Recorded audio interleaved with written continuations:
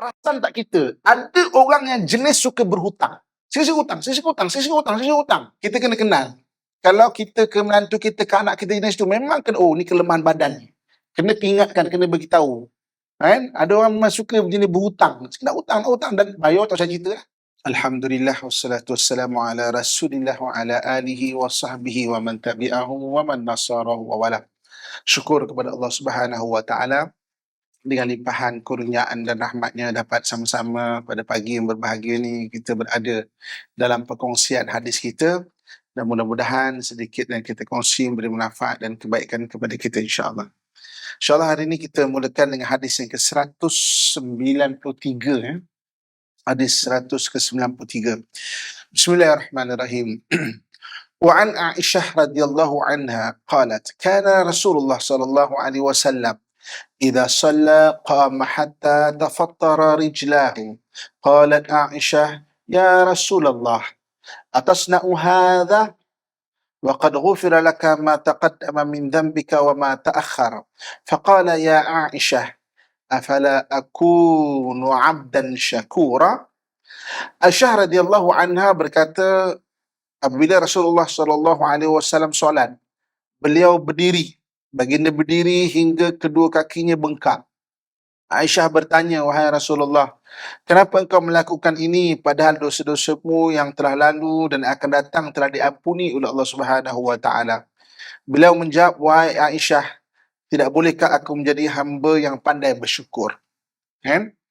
Ibu kakak, tuan-tuan muslimin dan muslimat yang rahmat Allah sekalian, hari ini kita maksudnya nak belajar satu hadis, iaitu ketika Nabi SAW beribadah, orang lain melihat ibadah dia tu macam menyusahkan diri.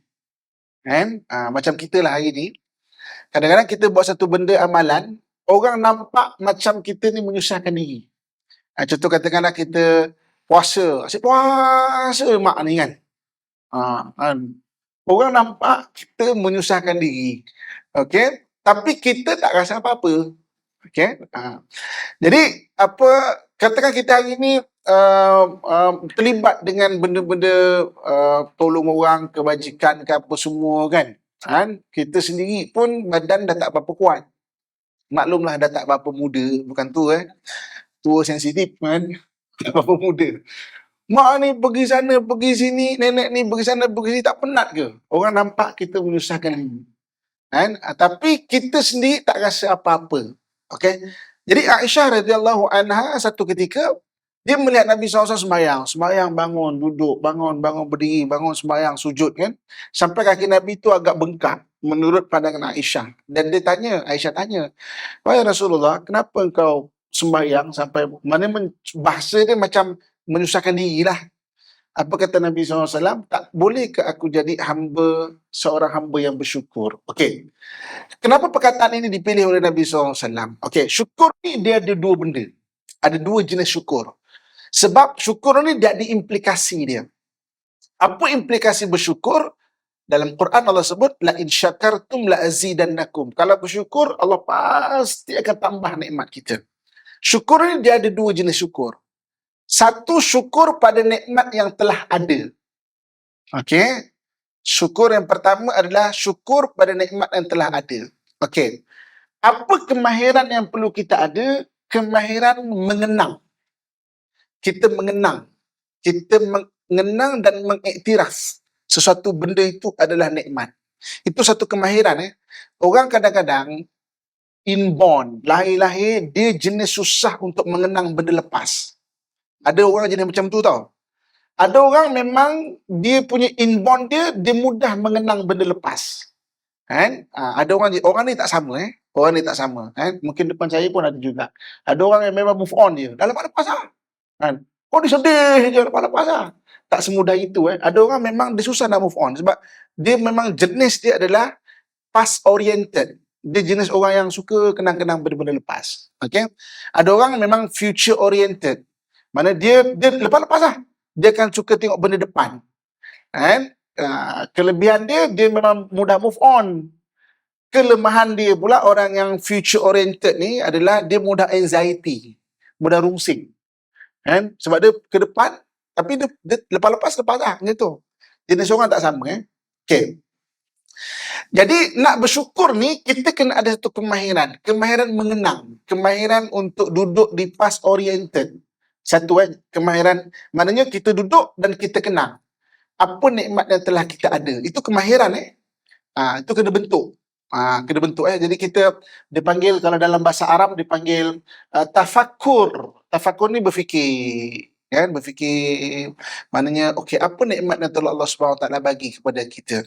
Dan kalau kita hari ni kita pandai mengenang, kita akan rasa kita sebenarnya berada di lautan nikmat. Sedangkan masalah-masalah itu hanya kecil saja. Keliling kita ni memang masalah. Semua manusia akan diuji dengan masalah. Tak ada manusia yang tak ada masalah. Kalau di Malaysia ni ada 2 tempat saja orang yang tak ada masalah. Sama ada hospital bahagia atau Tanjung Rambutan. Itu tempat orang yang memang happy, tak ada masalah.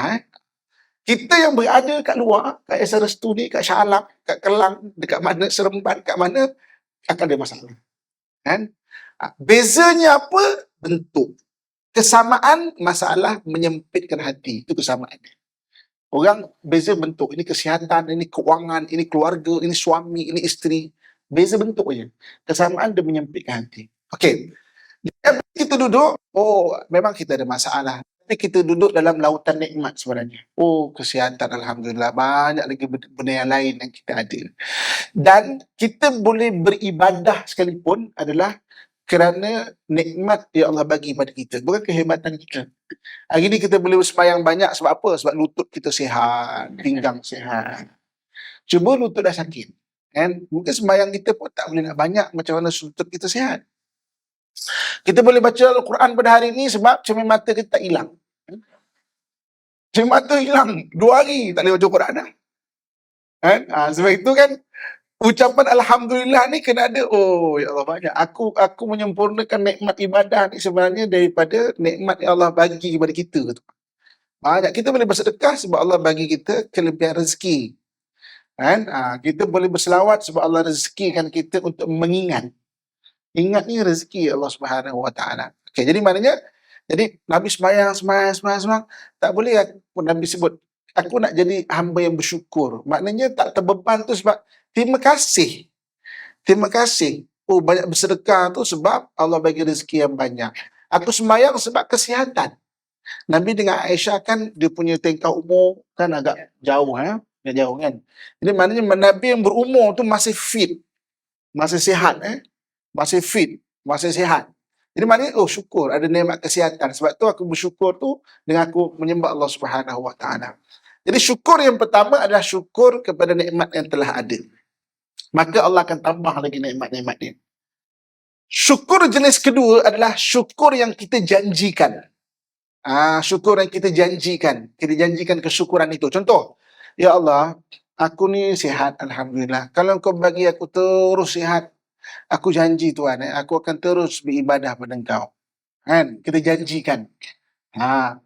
Ya Allah, aku ni dah ada rumah dah, tapi kalau ada rezeki nak beli rumah lagi lah untuk anak-anak kan. Kalau kau bagi Tuhan, aku akan lebih bersyukur lagi. Syukur yang kita janjikan. Jadi, syukur yang kita janjikan, kita berusaha tu, dan kita janji kita akan bersyukur, Allah akan bagi kita. Ini Allah sebut, la in syakartum la azidannakum. Kamu bersyukur, mesti Allah akan bagi. Tapi kalau dah dapat, jangan lupa. Itu Allah sebut di akhir ayat tu, wala in kafartum inna azabi lasyadid. Kalau kau kufur, lupa pula janji kau, azab aku adalah pedih. Jadi kita nak memulakan sesuatu pada hari ini, dia kena bermula dengan bersyukur. Jangan bermula dengan tamak. Kalau tamak, Tuhan takkan tambah. Hari ni Allah, aku nak lagi, Allah takkan tambah. Allah sebut benda dalam Quran. Maknanya Allah kata, Allah memudahkan manusia ni banyak benda. Thumma yatma'u an azid. Yatma'u ni tamak. Dia kemudian rasa tamak untuk ditambah. Ketika rasa tamak untuk ditambah, Allah kata apa? Aku takkan tambah. Jangan mulakan benda dengan tamak. Dia kena mulakan dengan bersyukur. Ya Allah, aku dah ada banyak Tuhan. Tapi aku nak lagi lah. Dan tak salah benda tu Kalau nak lagi sebab nak bersyukur, tak apa. Nak lagi sebab tamak, tak boleh. Kalau kau bagi lagi Tuhan, aku lagi akan bersyukur Tuhan. Lagi banyak tetap bulan, tetap tahun aku akan pergi umrah dan tajuk akan pergi umrah kalau murah rezeki. Kan? Dan Allah kata, Allah akan tambah nikmat itu. Jadi syukur ni ada dua jenis. Satu benda yang kita kenang, yang telah ada. Satu benda yang kita janjikan. Kan? Jadi maknanya ini yang boleh kita buat di harian. Kan? Yang Allah sebut, la in syakartum la azidannakum. Bersyukur mesti Allah akan tambah satu nikmat itu. Okay. Hadis ke-194. Wa an Fadalah bin Ubaid qala sami'tu Rasulullah sallallahu alaihi wasallam yaqul al-mujahid man jahada nafsahu fillah. Fadalah bin Ubaid berkata, aku mendengar Rasulullah sallallahu alaihi wasallam bersabda, mujahid ni mana pejuang, pejuang. Mujahid ni adalah maksudnya pejuang. Mujahid adalah orang yang memerangi nafsunya kerana Allah Subhanahu wa taala. Man jahada nafsahu fillah, siapa yang memerangi dirinya sendiri ataupun nafsunya itu kerana Allah Subhanahu wa taala. Okey. Ibu kakak, tuan-tuan muslim-muslimat sekalian, dalam diri kita ni ada dipanggil kelemahan badan. Okey, kelemahan badan kelemahan badan. Okey. Okey, saya ulang, saya untuk mudah faham. Manusia ni dicipta daripada 5 unsur. Kan? 5 unsur. Laqad khalaqnal insana fi ahsani taqwim. Kami jadikan manusia itu sebaik-baik kejadian sebab susunan manusia itu sempurna daripada 5 unsur. Yang pertama, kita ada roh. Yang kedua, kita ada akal. Yang ketiga, kita ada hati. Yang keempat, kita ada nafsu. Dan yang kelima, kita ada jasad. So kita ni ada 5 unsur. Jadi apabila kita nak baca manusia ni ataupun kita nak memahami manusia, kita kena faham 5 benda ni. Kan? Dia ada roh, dia ada akal, dia ada jasad, dia ada nafsu, dia ada hati. Mana nak memahami manusia, kena faham 5 benda ni. Okey. Saya tak syarahkan 5 benda ni. Dalam kuliah lain saya pernah bahas benda ni. Kita nak bahas mengenai jasad lah, badan. Jasad, mana salah satu unsur manusia ni jasad. Salah satu dia jasad. Sekali lagi, kita ada roh, kita ada akal, kita ada hati, kita ada nafsu, kita ada jasad. Okay? Yang Allah sebut, laqad khalaqnal insana fi ahsani taqwim, kami jadikan manusia sebaik-baik kejadian. Kalau nak senang faham, ni perumpamaan nak senang faham. Pernah tengok equalizer tak? Equalizer ni kalau dekat radio, dia ada yang naik bass dia, apa semua yang naik turun tu. Pernah tengok tak? Untuk adjust decibel tu kan? Maknanya equalizer dia. Kan? Jadi, kalau satu orang penyanyi tu, suara orang ni tak sama. Kalau bass dia tinggi, mungkin dia rendahkan bass dia sikit. Kalau orang tu nyaring suara dia, bingit telinga kan? Jadi nyaring tu dia rendahkan sikit. Itu equalizer equalizer suara tu kan? Okey. Kelima-lima unsur ni haiwan pun ada. Tapi equalizer dia tu tak sesempurna manusia. Jadi maknanya akal haiwan tu rendah sikit. Sebab tu haiwan boleh belajar tapi tak boleh mengajar. Akal manusia dia tinggi sikit. Dia boleh belajar dan dia boleh mengajar. Allah sebut, laqad khalaqnal insana fi ahsani taqwim, kami jadikan manusia sebaik-baik kejadian tu. Sebab kita punya equalizer tu terbaik. Jin. Dia ada 5 unsur ni juga. Tapi dia punya jasad rendah. Kalau 100% mungkin 5% je. Sebab tu kita tak nampak. Kita density kita ni mungkin 95. Sebab tu kita nampak ni. Jin kan rendah. Tak nampak. Jadi maknanya benda tu yang membezakan laqad khalaqnal insana fi ahsani taqwim, beza tu. Okey? Boleh faham tak? Ke pening? Perumpamaan ni ke pening. Manusia ni dia tak sama maksudnya. Jadi Allah sebut laqad khalaqnal insana fi ahsani taqwim, kami jadikan manusia tu sebaik-baik kejadian adalah nak senang faham equalizer tu paling cantik lah. Paling cantik. Banding haiwan, banding jin, banding makhluk-makhluk yang lain, paling cantik. Okey. Ambil sesama manusia pula, equalizer yang telah tepat. Katakanlah dia punya nombor tu katakan 900. Apa membezakan kita? Mungkin kita ni 9002. Ni 9003, ni 9005. Maknanya sudut akal beza. Dah dia punya tu dah 9 dah. Tapi poin-poin tu membezakan kita. Sebab tu akal kita berbeza. Kan? Ada orang fahaman bagus, menghafal kurang. Kan? Ada orang menghafal bagus, faham kurang. Kan? Berat tak tahfiz kan kadang-kadang. Ada yang memang, setahun, 2 tahun hafal Quran. 30 juzuk. Tapi sudut kefahaman kurang sikit. Orang cakap kan, faham lah. Ada orang kadang-kadang menghafal Quran 5 tahun baru habis. Tapi kefahaman bagus. Sudut faham. Maknanya itu membezakan akal manusia. Boleh? Boleh ke pening? Okey, boleh kan? Simple kan? Kalau pening tu mungkin poin dia 9.001. Kena tingkatkan sikit lah dia punya tu kan. Okey. Jadi kita cerita sekarang ni adalah dalam 5 unsur ni jasad kita. Jasad manusia ni jasad Okey. Jasad ni dia ada kelemahan jasad kita panggil. Kelemahan jasad ni memang inborn, lahir-lahir orang tu ada kelemahan dia sejak kecil. Kelemahan ini disebut dalam hadis Nabi SAW dalam 8 rangkaian doa tu. Yang kelemahan jasad. Satu ketika satu orang sahabat dia dalam waktu duha lah, barangkali waktu macam gini kan. Nabi kan rumah Nabi tepi masjid. Jadi Nabi menjengah dalam masjid, nampak sahabat ni dengan keadaan yang tidak berapa terurus, mukanya agak tidak ceria. Namanya adalah Sayyidina Abu Umamah. Jadi Nabi menyapa dia, Abu Umamah, kenapa kau kat masjid ni sedangkan belum waktu zuhur lagi? Maka dia kata apa?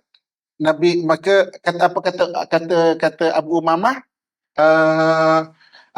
the sadness and cowardice, dia kesedihan dan juga ketakutan macam menyelubungi jiwaku.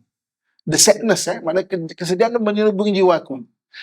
Maka apa kata Nabi SAW, mau tak aku ajak kau satu doa, kalau kau baca akan menghilangkan benda itu. Apa doa? Doa yang saya yakin kita dah hafal. Allahumma inni a'udzubika minal hammi wal hazan, wa a'udzubika minal ajzi wal kasal, wa a'udzubika minal jubni wal bukh, wa a'udzubika min ghalabati daini wa qahri rijal. 8 benda ni sebenarnya adalah kelemahan jasad kita panggil. Orang inborn ada kelemahan ini. Okey, kita kaji yang pertama. Yang pertama adalah Allahumma inna a'udzubika minal hammi, dan yang kedua hazan. Dua-dua tu sedih. Hammi ni apa? Sedih yang lepas. Benda-benda lepas. Nak senang faham, benda-benda berkaitan kalau sekarang ni depression. Hammi ni lebih pada depression. Orang yang mengenang benda-benda lepas, akhirnya jadi sedih. Dia jadi depressed ataupun depression. Okey. Al-hazan ni sedih juga. Sedih apa? Benda yang sekarang dan akan datang. Maknanya anxiety. Benda rungsing, anxiety. Jadi Allahumma inni a'udzubika minal hammi wal hazan. Aku berlindung kepada Allah daripada benda-benda kesedihan, hammi dan hazan. Hammi ni sedih benda lepas. Hazan ni sedih benda akan datang. Okey. Benda ni ada kelemahan badan. Kelemahan badan maksudnya ada orang yang inborn dia mudah anxiety. Kan? Ada orang inborn dia mudah depression. Pelbagai banyaklah depression pula. Kan? Ada yang orang depression sampai boleh jadi kemurungan, kan? Sampai boleh jadi kalau mengandung tu meroyan, kan? Bersedih. Ada orang tak ada benda depression, tak ada kat dia. Kan? Okey. Wa a'udzubika minal ajzi wal kasal. Aku berlindung kepada Allah daripada lemah dan juga malas. Lemah okey. Lemah, tak semangat ataupun maknanya benda-benda yang melemahkan kita. Al-ajzi. Okey, ada orang lemah dia tu adalah kalau orang lelaki perempuan. Dia pantang tengok orang perempuan dahi licin dia pening kepala. Kan?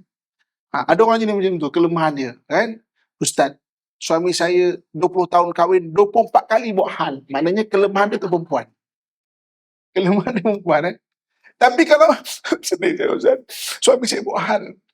Berapa lama dah kahwin tak? 20 tahun. Banyak kali ke? Ini baru pertama kali. Maknanya bukan kelemahan dia. Benda tu maksudnya adalah benda-benda berlaku keliling dia tu, dia jadi macam tu. Kalau yang 20 tahun kahwin, 24 kali buat hal, konseling lah, kering air liur konselor. Susah nak berubah. Kalau yang sekali-sekali jadi, ya boleh berubah dengan nasihat. Kan? Ni perempuan itu memang kelemahan badan dia. Al-Azzi dia adalah perempuan tu. Kan? Jadi orang tak sama orang tak sama. Jadi mana Al-Azzi, Al-Kasal, the laziness. The mystery of the laziness, the myth of the laziness memang ahli psikologi kaji. Tapi dalam hadis Nabi dah ajar dah. Ada orang yang memang inborn dia ada the laziness tu. Dan tahap dia tak sama. Lepas tu kita kena kenal diri kita, orang keliling kita. Benda ni tak siapa tahu. Mak bapak tak tahu, suami tak tahu, isteri tak tahu. Kita dengan Allah aja tahu. Hari ni kita malas. Kita ni orang Baghdad nak cerita bukan sini tau. Kan? Siapa yang boleh tahu? Kita cakap kat lelaki kita kan, pening kepala lah, padahal malas. Siapa boleh tahu? Menantu kita. Maaf cerita kan, dia menantu kat Baghdad kan. Maaf. Dapat poin ni menantu kan.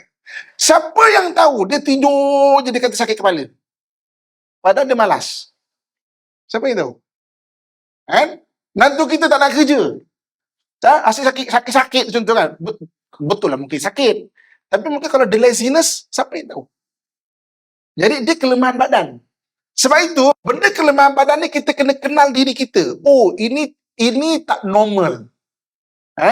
Ini tak normal. Aku memang jenis ada the laziness. So, kena lawan. Lawan ini adalah hadis Nabi SAW sebut. Orang mujahid adalah orang yang melawan diri dia. Adalah hadis ni. Jadi saya nak bagi kefahaman hadis ni sebab ada orang yang inborn dia memang kelemahan itu. The laziness, contoh apa nama? Al-Kasal. Al-Kasal. Siapa tahu tau. Kita dengan Allah je tahu. Tak ada siapa tahu. Menantu kita, anak kita, tak ada siapa tahu. Sebab tu PKP ni kadang-kadang, kalau orang work from home kan, bekerja daripada rumah, kalau orang yang memang inborn dia ada penyakit ataupun ada kelemahan the laziness, dia memang feel good lah cerita dia di rumah tu. Memang feel good. Bila dia balik untuk kerja balik, berit bagi dia sakit perut lah, sakit lutut lah, sakit pinggang lah, sakit kepala lah, macam-macam lagi.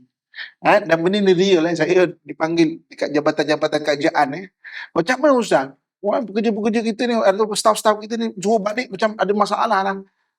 Tapi kalau orang tak ada the laziness tu, okey je. Tapi ada the laziness tu, dia makin terbentuk dia punya the laziness tu. Itu kita kenal diri tau. Kena kenal menantu kita, anak kita, tak ada siapa kenal, tak ada siapa tahu. Kita dengan Allah je tahu. Tak ada siapa tahu. Kalau ada benda ni, kan? Okey. Allah min a'udzubika min hammi wal hazan, wa a'udzubika min azzi wal kasal, wa a'udzubika min jubni. Pengecut. Ataupun apa nama dipanggil toleransi pada benda yang ditakut tinggi sangat. Maknanya benda penakut ni pun sama juga. Dia perlemahan badan juga. Ada orang yang penakut tau. Main gym badan bukan berkata-kata lagi kan. Pergi tandas, tolonglah teman kalah. Kau. Badan sembang bukan main lagi kan. Temanlah. Takut kena kerja malam pergi tandas. Takut. Ada tu. Sebab apa mak? Al-jubni tu. Okay? Dan al-bukhl. Al-bukhl ni adalah bakhil. Berkira juga kelemahan badan. Ada orang level berkira dia agak tinggi. Dia pandai berkira. Ada orang tak kisah. Ada orang itu kita kenal.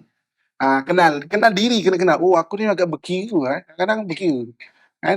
Okey. Lagi dua apa?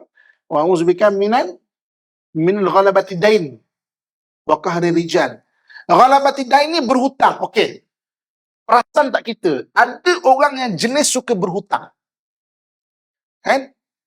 Okey, ada orang dia kurang keperluan dan dia berhutang. Okey. Ada orang jenis dia suka berhutang. Sisi hutang. Kita kena kenal.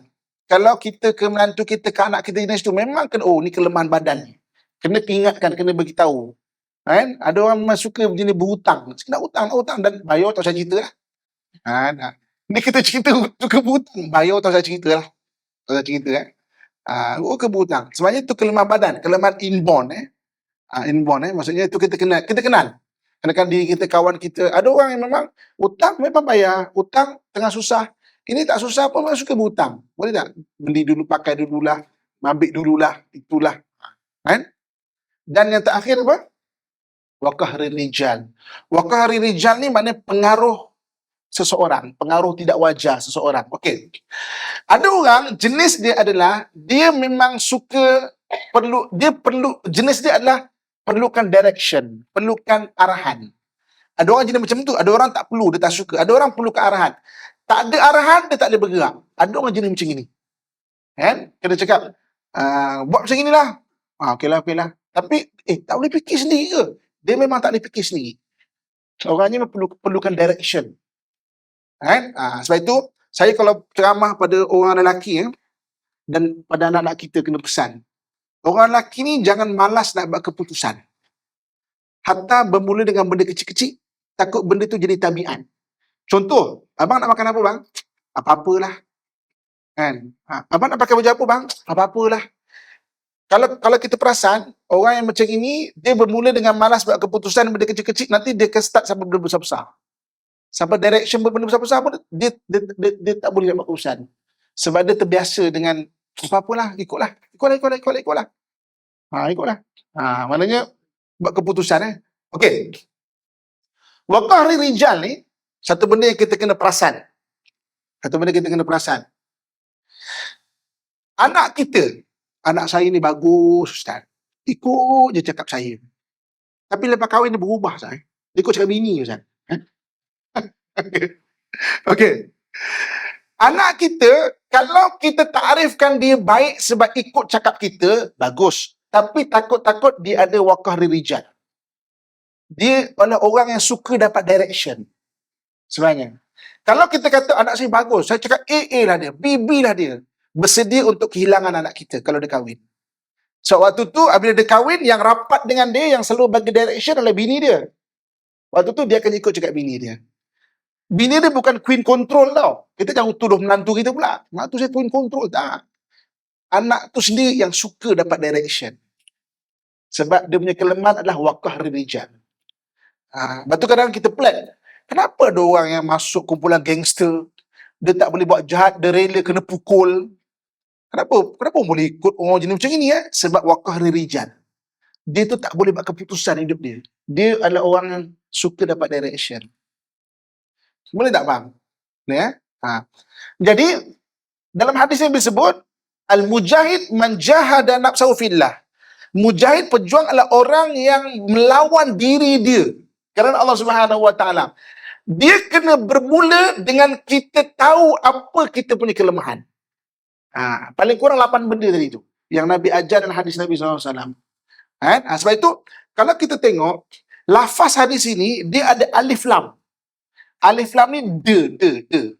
Katakan madrasah, sekolah. Al-madrasah, the school. Maknanya, very specific sekolah mana. Ada alif lam. Lafaz hadis ini adalah semua adalah alif lam. Allahumma inni a'udzubika minal azzi, al-azzi dan al-kasal. Bukan general tau. Very specific. Maknanya memang penyakit-penyakit kelemahan diri kita panggil. Sebab itu, bila kita faham, aku ni ada the laziness. Dan benda tu tak normal. Maka kita lawan lah diri kita. Kalau nak malas, bangun. Lawan. Jadi maknanya, perjuangan melawan diri itu adalah sampai ketua. Sebab kelemahan itu adalah kelemahan diri kita. Itu sebahagian daripada diri kita. Walaupun kita dah develop 20 tahun, dah okey, dia akan jadi balik. So, itu kelemahan inborn. Kelemahan lahir-lahir memang ada kelemahan tu. Sebab tu kita kena faham. Al-Azzi, benda-benda yang kita lemah. Contohnya kan, ada orang lemah dengan pangkat. Ada orang lemah dengan pangkat. Sebab itu, jadi ketua jabatan, Alhamdulillah, bagus kan. Maksudnya, bagi direction. Pencen, berebut jadi pengurusi surau. Bergaduh pula pengurusi surau. Sebab kelemahan ada pangkat. Dia tak ada pangkat, dia jadi pening. Memang ada orang jenis macam tu. Dia tak boleh jadi pening. Dia kena ada satu status. Ada orang humble je. Kisah pun. Maksudnya bukan kelemahan dia. Al-Azzi kita tu apa? Ada orang kadang-kadang perempuan. Ada juga orang perempuan lelaki tau. Ada juga dia lelaki. Betul ada orang yang dia suka tengok orang lelaki yang badan ketak-ketak. Kita mungkin apa ni kan? Kita ada orang dia.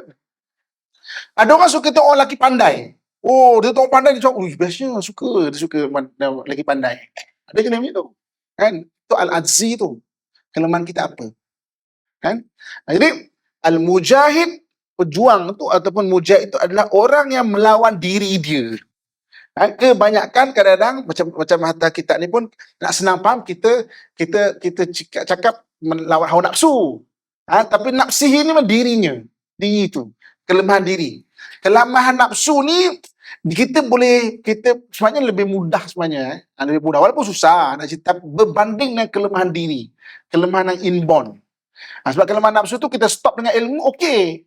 Tapi kelemahan diri tu dia sebahagian daripada diri kita. Tu susah tu. Contoh macam al-kasal tu kan. Orang ada al-kasal, orang ada the laziness tu. Orang ada malas. Itu 24 jam itulah diri dia. Dia kena sentiasa lawan, kena sentiasa diingatkan, kena sentiasa ditegur. Dan kalau tak ada orang tegur, dia kena ada kekuatan tegur diri dia.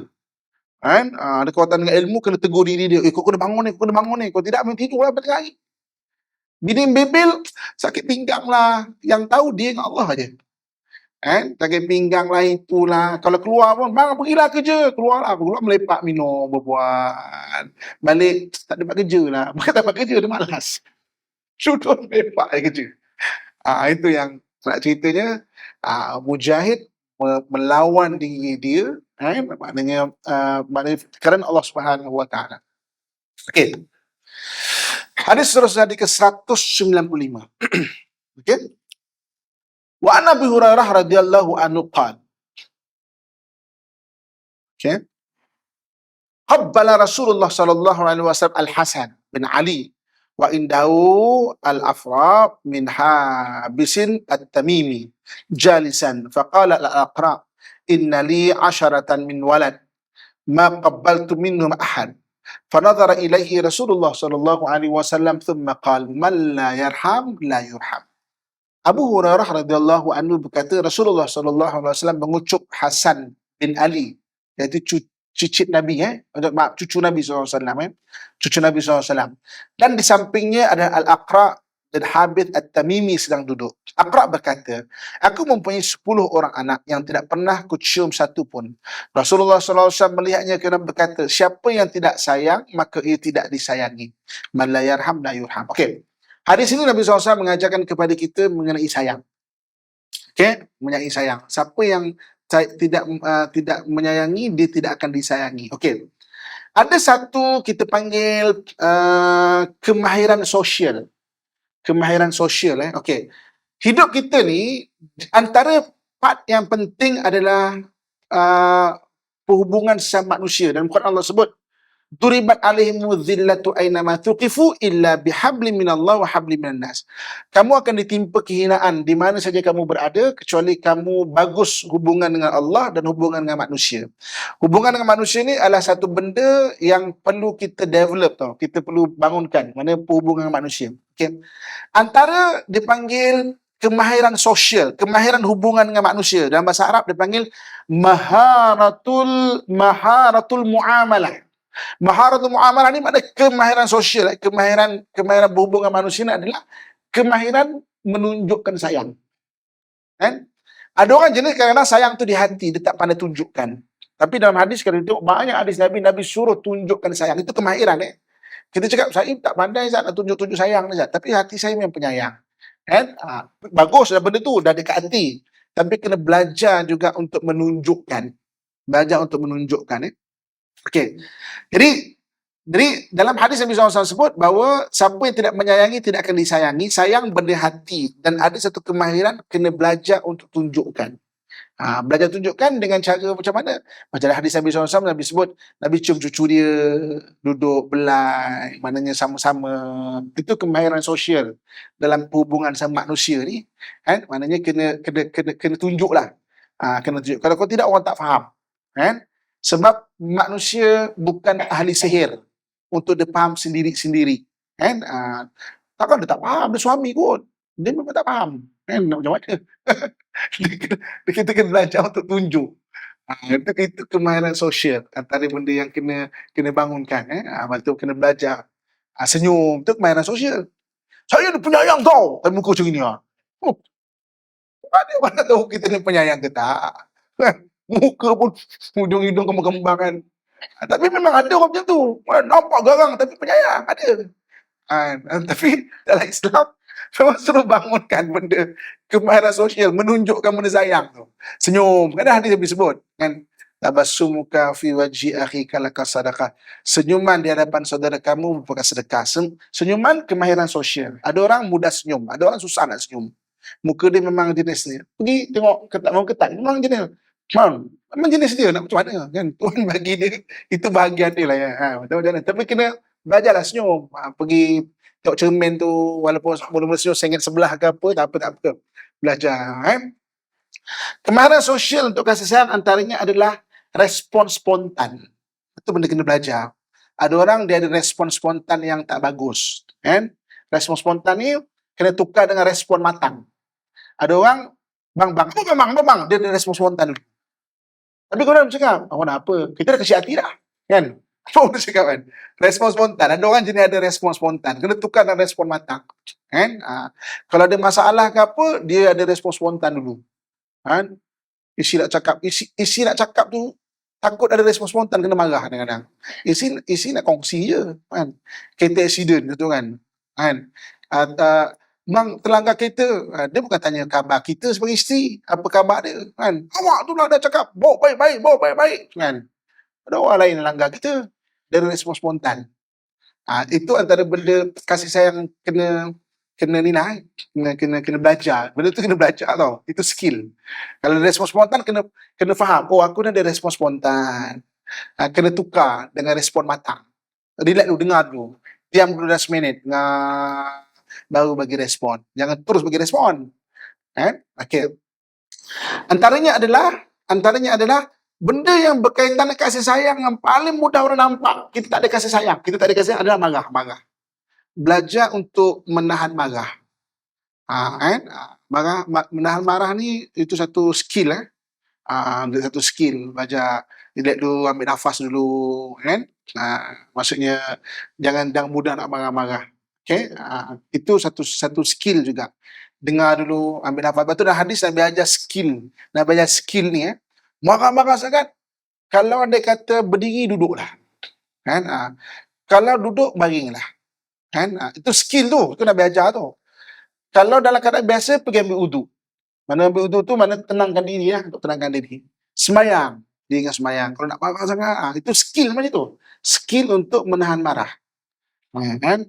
Jadi maknanya ada benda selawat dulu, tenangkan hati dulu. Kan? Kadang respon spontan kita ataupun ketika marah, respon marah kita tu jadikan kita orang tak nampak kita ada kasih sayang. Okey. Okey, hadis ke-196. Wa an Abi Hurairah radhiyallahu anhu anin Nabi sallallahu alaihi wasallam qala Inna lillahi mi'ata rahmatin anzala minna rahmatan wahidatan bainal jinni wal insi wal bahaim wal hawam fiha yata'atafu wa bihima wa yatarahamuna biha tu'tiful wahshu 'ala waladiha wa akhara Allahu tis'ina rahmah yarhamu biha ibadahu yaumal qiyamah. Abu Hurairah radhiyallahu anhu meriwayatkan bahawa Nabi sallallahu alaihi wasallam bersabda, sesungguhnya Allah Subhanahu wa taala memiliki 100 rahmat. Allah menurunkan satu rahmat kepada jin, manusia, binatang dan tumbuhan. Dengan satu rahmat itu mereka saling mengasihi dan saling menyayangi. Dengannya pula binatang buas mengasihi anaknya. Allah menangguhkan yang 99 rahmat untuk menyayangi hamba-hambanya pada hari kiamat. Jadi Allah SWT ada, maknanya kalau rahmat itu atau sayang itu ada 100, satu saja Allah bagi kepada penduduk bumi ni, sampai Nabi sebut dikongsi penduduk bumi pun orang ada kasih sayang lagi. Jadi Allah tu sendiri ada 99 rahmat ataupun kasih sayang. Dan Allah SWT tu lagi maha menyayangi kita. Okey, jadi maknanya cuma apa yang Allah nak kita buat, nak kita buat jadi hamba Allah Subhanahu wa taala. Hamba Allah ni orang yang taat kepada Allah Subhanahu wa taala. Sebab kita semua ni, ibu kakak, ayah-ayah saya sekalian, akan pulang kepada Allah Subhanahu wa taala.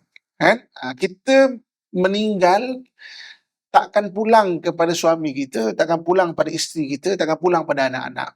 Kan sekalipun kita pesan kat laki kita, abang janji tau, janji besok saya meninggal jangan tanam. Kan? Beli peti ais besar letak kat sebelah bilik kita.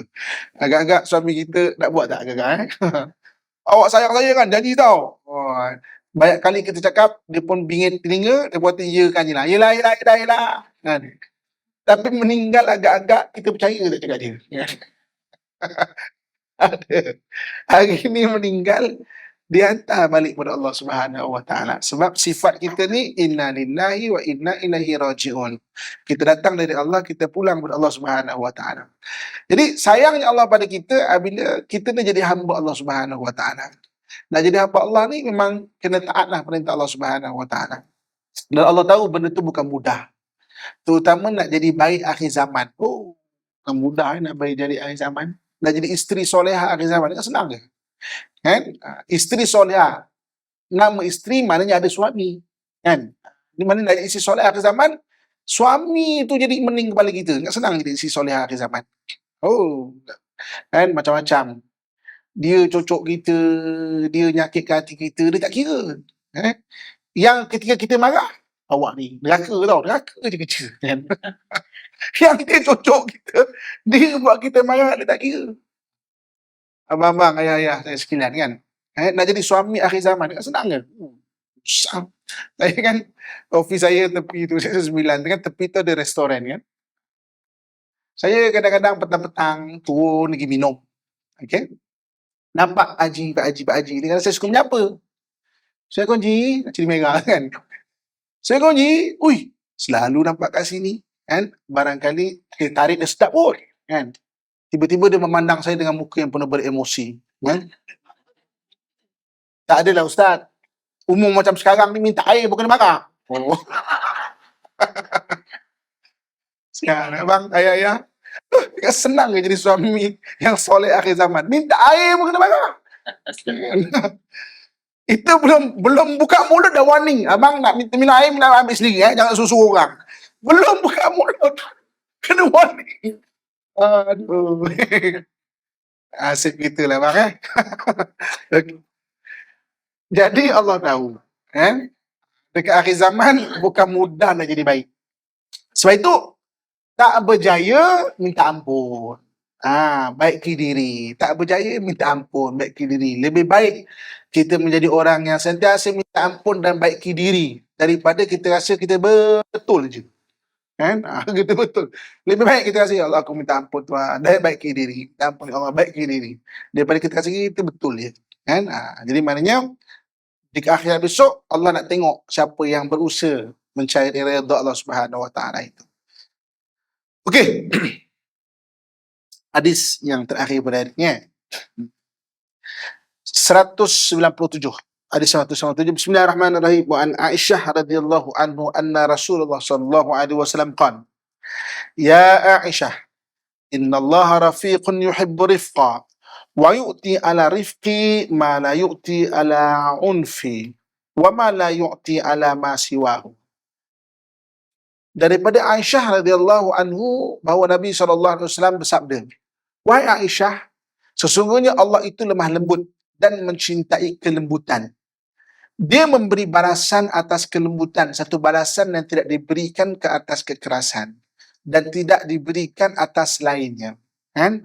Allah Subhanahu Wa Taala dalam hadis ini Nabi SAW sebut bahawa Allah tu adalah Rafiq. Rafiq ini maha lemah lembut dan menyukai kelembutan, menyukai sifat yang lemah lembut. Lemah lembut dan Allah Subhanahu Wa Taala tidak memberi maksudnya kebaikan kepada orang yang lemah lembut. Ada kebaikan-kebaikan yang kita tak tahu, yang kita tak perasan dibanding orang yang kasar ataupun keras. Okey. Bila sebut rifqi ni dia sifat. Sifat ni dia bermula daripada hati kita. Okey. Dia bermula daripada hati kita. Okey. Kenapa kita nak bersifat dengan lemah lembut? Kerana Allah menyukai benda itu. Jadi kita ni kan nak jadi hamba Allah Subhanahu Wa Taala. Dengan kita berusaha menjadi orang yang lemah lembut kerana Allah Subhanahu Wa Taala, maka Allah akan beri kepada kita kebaikan-kebaikan yang banyak. Okey. Dalam amalan-amalan kita ni, amalan-amalan kita harian ni, dia ada dipanggil anugerah pahala dengan anugerah kelebihan. Ada dua Ada dua anugerah pahala dan anugerah kelebihan. Contoh, nak senang faham solat duha. Ni kan waktu duha, kan? Bila kita menunaikan solat duha, dia ada anugerah pahala, ada anugerah kelebihan. Apa kelebihan solat duha? Antaranya murah rezeki. Antaranya murah rezeki. Okey, apa lagi? Katakan kita bersedekah pada hari ini. Sedekah. Dia ada anugerah pahala, dia ada anugerah kelebihan. Anugerah pahala, pahala sedekahlah. Anugerah kelebihan, lagi Allah tambah rezeki. Dan hadis yang disebut, tidak akan kurang harta dengan kita bersedekah. Allah akan tambah lagi. Okey. Sama juga dengan sifat-sifat yang Allah SWT suruh ataupun Nabi suruh kita bersifat. Contohnya macam kita maknanya berlemah lembut kan. Ada pahala berlemah lembut, ada kelebihan. Tapi kelebihan tu dalam hadis ni Nabi tak sebut secara spesifik apa dia bentuk dia. Tapi Nabi sebut Allah akan bagi kelebihan orang yang berusaha nak berlemah lembut sesama manusia tu, kan, dengan ada kelebihan yang banyak Allah akan bagi dibanding orang yang mana suka dengan kekerasan lah. Sebab itu maknanya kita berusaha untuk membentuk itu, dan kita kena faham, okay, Allah akan bagi pahala, anugerah dan juga kelebihan. Cuma kelebihan tu tak disebut spesifik apa benda, tapi adalah kelebihan Allah bagi, kan. Mungkin Allah SWT akan bagi kesihatan, kita tak tahu kesihatan. Allah SWT bagi ketenangan hati, kan. Tenang-tenang ni benda tak boleh beli di kedai, kan. Dia adalah anugerah dari Allah Subhanahu Wa Taala. Dan kita pergi kedai, kita cakap, "Dik, ada tenang tak?" Kan? Beli sekilo, ada. Tak ada. Kalau tenang tu boleh dibeli, habis kan? Maknanya orang berduit je, stok kat rumah, tenang, kan. Tapi dia tak boleh beli. Allah anugerahkan. Ini benda-benda kebaikan-kebaikan tu Allah ada bagi pahala dan juga ada anugerah Allah Subhanahu Wa Taala. Okey, jadi saya setakat saya dulu yang boleh kita kongsikan. Yang baik datang daripada Allah Subhanahu Wa Taala, yang kurang tu dari kelemahan diri saya sendiri. Aku qauli ma sami'tum, astaghfirullah li wa lakum wa lisailil muslimin fa ya fawzal mustaghfirin wa ya najat at-taibin. Assalamualaikum warahmatullahi wabarakatuh.